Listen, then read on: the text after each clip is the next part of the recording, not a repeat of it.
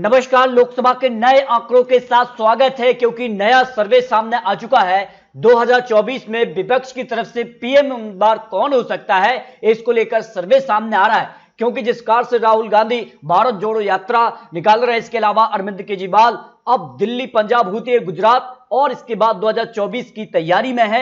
विपक्ष की क्या रणनीति यहां पर दिखाई दे रही है, इसको लेकर सटीक और महत्वपूर्ण विश्लेषण सामने आ रहा है। दिल्ली की 7 सीटों के आंकड़ों में बीजेपी 6 सीट पर आ सकती है लोकसभा के लिए, जबकि कांग्रेस को यहां पर 0 सीट, बीएसपी 0 सीट, आम आदमी पार्टी 1 सीट पर खाता खुल सकती है, या सभी 7 सीटों पर बीजेपी परचम लहरा सकती है। पश्चिम बंगाल काफी महत्वपूर्ण हो जाता है, 42 सीटें यहां से आती हैं और यहां की मुख्यमंत्री ममता बनर्जी पीएम चेहरा बन रही हैं, क्योंकि 6% लोगों की पसंद फिलहाल वो दिखाई दे रहे हैं। लेकिन राहुल गांधी पॉपुलर नेता विपक्ष की तरफ से नजर आ रहे हैं। फिलहाल बीजेपी 17 सीट, टीएमसी के पक्ष में 25 सीट जा सकती हैं। टीएमसी को यहां पर फायदा होता नजर आ रहा है। जम्मू कश्मीर में विधानसभा चुनाव की तैयारी लगभग पूरी हो चुकी है और कभी भी तारीखों का ऐलान हो सकता है। फिलहाल लोकसभा के आंकड़ों की बात की जाए तो बीजेपी 3 से 4 सीट, पीडीपी को 1 सीट, नेशनल कॉन्फ्रेंस को 1 सीट, कांग्रेस को 1 सीट जाने की संभावना हो सकती है। तेलंगाना को लेकर बीजेपी काफी सक्रिय तौर पर नजर आ रही है। यहां कोर कमेटी की बैठक की है और काफी हलचल यहां पर तेलंगाना को लेकर बीजेपी में देखी, क्योंकि दक्षिण भारत की शुरुआत वो तेलंगाना से करना चाहते हैं। और ऐसे में अगर बात की जाए 144 वो सीटें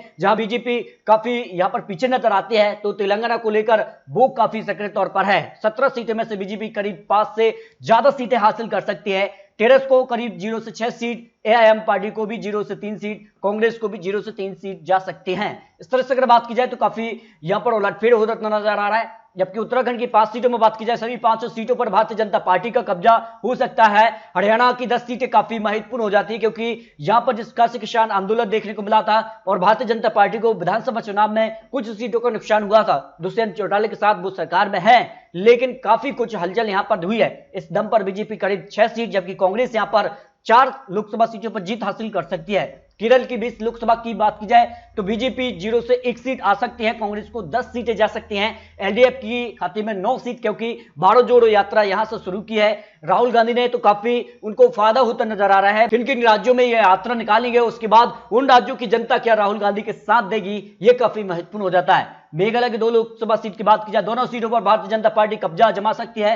अरुणाचल प्रदेश की 2 लोकसभा में भी बीजेपी यहां पर कमल खिलाती नजर आ रही है। जो आंकड़े यहां पर निकल के सामने आ रहे हैं, जो ओपिनियन पोल के आंकड़े हैं, पंजाब की 13 लोकसभा सीट में भारतीय जनता पार्टी को 0 से 2 सीट जा सकती है, जबकि कांग्रेस को 0 से 5 सीट, श्रोमणी अकाली दल के खाते में 0 से 2 सीट, जबकि आम आदमी पार्टी को करीब 4 लोकसभा सीट यहां पर मिल सकती हैं, क्योंकि आम आदमी पार्टी पंजाब में सरकार बना चुकी है। इस दम पर उनको फायदा हो रहा है। जो उनकी कार्यशैली है, जो उनकी यहां पर योजना है, उनका फायदा क्या जनता को मिल पाएगा। उसके बाद पंजाब में क्या हलचल होगी। छत्तीसगढ़ की 11 लोकसभा सीट की बात की जाए तो भारतीय जनता पार्टी को यहां पर करीब 8 लोकसभा सीट मिल सकती है, कांग्रेस के खाते में 3 लोकसभा सीट जाने की संभावना दिखाई दे रही है। गुजरात की 26 सीटों की बात की जाए, सभी 26 सीटों पर भारतीय जनता पार्टी कमल खिला सकती है। 1 सीट का नुकसान हो सकता है, तो वो आम आदमी पार्टी के पक्ष में जा सकती है। मिजोरम की 1 लोकसभा सीट की बात की जाए तो भारतीय जनता पार्टी को यहां पर जीत मिलने की संभावना है। राजस्थान की 25 लोकसभा सीट की बात की जाए तो भारतीय जनता पार्टी को करीब यहां पर 22 लोकसभा सीट से ज्यादा मिल सकती है। कांग्रेस को 0 से 2 सीट, 1 सीट पर यहां पर अन्य के खाते में जा सकती है,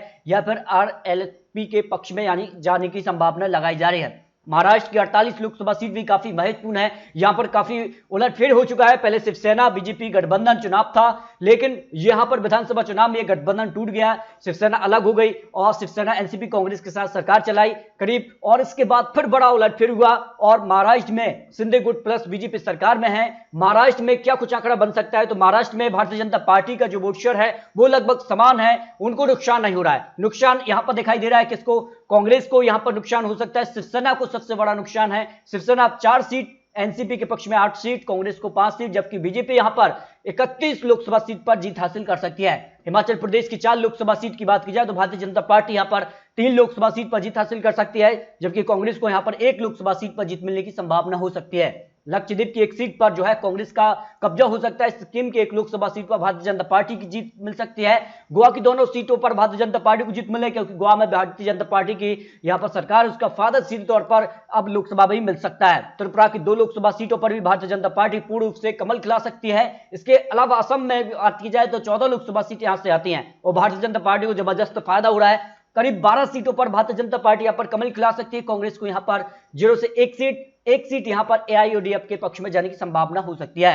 बिहार में काफी खलबली देखने को मिल रही है। बिहार की 40 लोकसभा सीट पर बड़ा उलटफेर हो सकता है और जिस कार से भारतीय जनता पार्टी को अब यहां पर नुकसान दिखाई दे रहा है, क्योंकि नीतीश कुमार अब आरजेडी के साथ सरकार में है और इसका नुकसान भारतीय जनता पार्टी को बिहार में होता नजर आ रहा है। करीब 10 से 16 सीट तक भारतीय जनता पार्टी बिहार में समय दिखाई दे रही है। जेडीयू को करीब यहां पर 10 से 14 सीट, आरजेडी भी यहां पर करीब 10 सीटों तक यहां पर आ सकती है।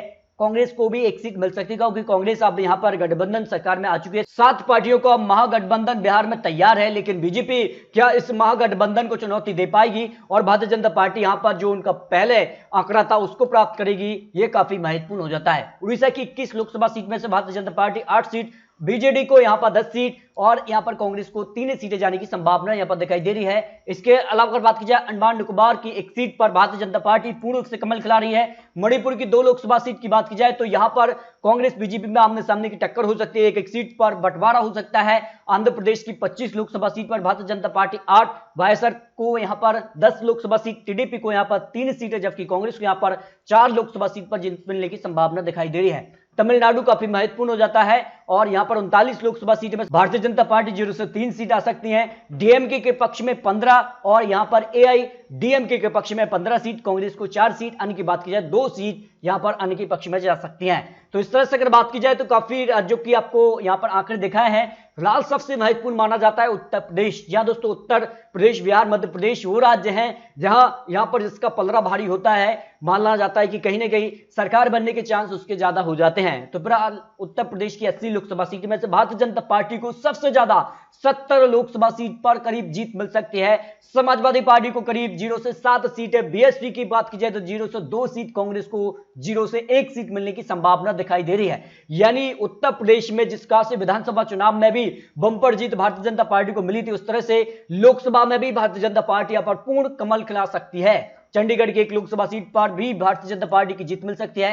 कर्नाटक की 28 लोकसभा सीट भी काफी महत्वपूर्ण है और कर्नाटक में भारतीय जनता पार्टी सरकार में है और ऐसे में सीधे तौर पर फायदा भारतीय जनता पार्टी को हो रहा है। 20 लोकसभा सीट पर बीजेपी कमल खिला सकती है। जेडीएस को 0 से 3 सीट, कांग्रेस को 0 से 5 लोकसभा सीट जाने की संभावना दिखाई दे रही है। मध्य प्रदेश की भी बात कर ले तो मध्य प्रदेश की 29 लोकसभा सीट भी काफी महत्वपूर्ण है और यहां पर भारतीय जनता पार्टी करीब 25 सीटों पर कमल खिला सकती है। 1 सीट बीएसपी को और 0 से 3 सीटों पर कांग्रेस को जीत मिलने की संभावना हो सकती है।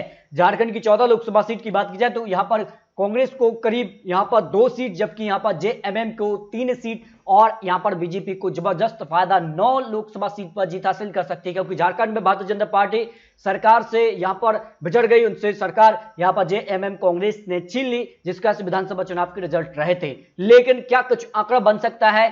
सभी 543 सीटों के फाइनल आंकड़े निकलकर जो सामने आ रहे हैं, जो ओपिनियन पोल विश्लेषण निकलकर सामने आ रहा है, 8 चुनाव होते हैं जिसका से राहुल गांधी को विपक्ष के तौर पर चुना गया है। आंकड़ा बढ़ रहा है, पहले से ज्यादा आंकड़ा यहां पर यूपीए राहुल गांधी का आंकड़ा बढ़ रहा है। यूपीए का जिसका से यहां पर भारत जोड़ो यात्रा है, क्या यह आंकड़ा और बढ़ेगा? यह काफी महत्वपूर्ण हो जाता है। आज चुनाव तो एनडीए 292 से लेके 312 सीट यानी पूर्ण बहुमत एनडीए को मिल रहा है, लेकिन सीटों में यहां पर गिरावट देखने को मिल रही है और सीधे तौर पर जिसका से बिहार में बड़ा उलटफेर हुआ है, उसका नुकसान है कुछ सीटों का। इसके अलग बात की जाए तो अन्य भी 117 सीटें आ रहा है, यानी काफी महत्वपूर्ण हो जाता है कि विपक्ष क्या कुछ रणनीति से 2024 की तैयारी करता है।